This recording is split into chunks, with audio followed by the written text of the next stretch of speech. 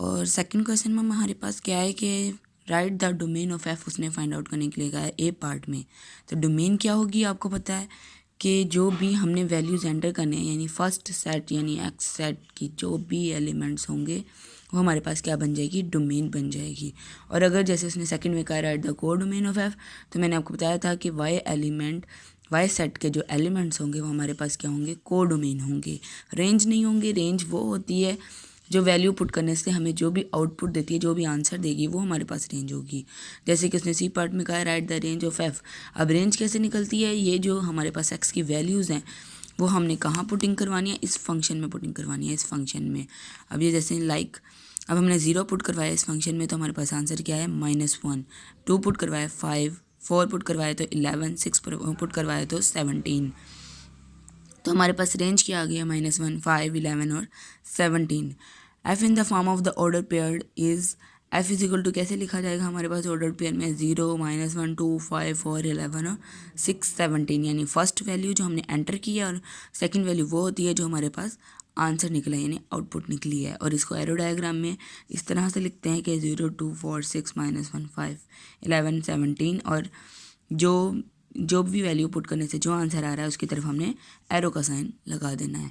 अब बात आती है कि इसकी टाइप्स कौन कौन सी हैं। सबसे पहले इसकी टाइप है इनटू फंक्शन। इनटू फंक्शन क्या होता है कि जब हमारे पास रेंज और कोड डोमेन दोनों की दोनों क्या हो जाएं, सेम आ जाए, यानी कि पूरी की पूरी जो कोड डोमेन है वो यूज़ हो जाए, यानी पूरा सेट दूसरा का दूसरा यूज़ हो जाए, उसको हम क्या नाम दे देते हैं, इनटू फंक्शन का। ऑन टू फंक्शन क्या होता है हमारे पास, जब range of f is not equal to codomain of f आ जाए, यानी कि नॉट इक्वल टू का साइन आ जाए।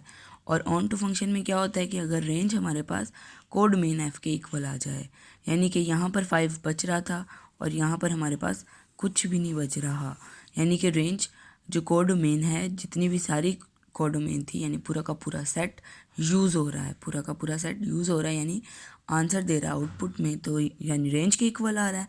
तो इसको हम क्या नाम दे देते हैं, ऑन टू का नाम दे देते हैं। और इसको हम इनटू का नाम दे देते हैं, क्यों, क्योंकि ये हमारे पास कोड डोमेन के इक्वल नहीं आ रही रेंज, सारे आंसर्स नहीं आ रहे, यानी 5 उस आंसर में नहीं आ रहा, इसको हम इनटू कहते हैं।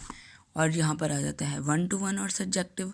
1 to 1 और सब्जेक्टिव में क्या होता है, हमारे पास जो कोड डोमेन होती है इसमें एक एलिमेंट बच जाता है और रेंज रिपीट नहीं हो रही है। रेंज हमारे पास अगर रिपीट हो रही हो तो वह इनटू और ऑन टू में चला जाता है। और जबकि हमारे पास 1 to 1 और बाइजेक्टिव में ये होता है कि कोड डोमेन और रेंज रिपीट तो हो रही होती हैं और इसमें भी रिपीट नहीं हो रही होती, और हमारे पास रेंज और कोड डोमेन एक दूसरे के इक्वल आ जाती हैं, यानी यहाँ पे भी सारे के सारे एलिमेंट यूज़ हो रहे हैं, कोई भी नहीं बच रहा है। इसको हम क्या कहते हैं, 1 to 1 या फिर बाइजेक्टिव कहते हैं। ओके, अब इसके जो क्वेश्चन है वो देखिएगा। Identify the into function, onto function and bijective function from the following, also write the domain and the range. हमने डोमेन रेंज भी लिखनी है खुद से, यानी कि 1 यानी पहला एलिमेंट क्या कहलाता है, डोमेन, दूसरा एलिमेंट क्या कहलाता है, रेंज कहलाता है। हमने इसको एरो डायग्राम में लिख लेना है और जो 1 पुट करने से अगर 1 का आंसर आ रहा है तो हमने इसकी तरफ एरो लगा देना है, ये आप देख रहे हैं पिक में। और फिर हमने बता देना है कौन सा फंक्शन कौन से वाला है।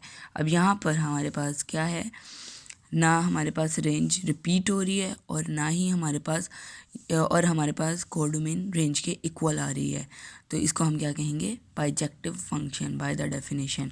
और इसमें क्या हो रहा है, रेंज रिपीट हो रही है, यानी 1 पुट करने से भी 2 आंसर आ रहा है और 4 पुट करने से भी आंसर 2 आ रहा है, यानी रेंज रिपीट भी हो रही है और ऊपर से हमारे पास ये दोनों के दोनों फंक्शन यूज़ हो रहे हैं, यानी कि range is equal to codomain of f आ रहा है, तो इसको हम क्या कहते हैं, ऑन टू फंक्शन। इसी तरह बाकी के आप देख लीजिएगा, आपके पास यहाँ पर मौजूद है। और नेक्स्ट हमारे पास क्या है, थर्ड क्वेश्चन भी इसी तरह से है हमारे पास।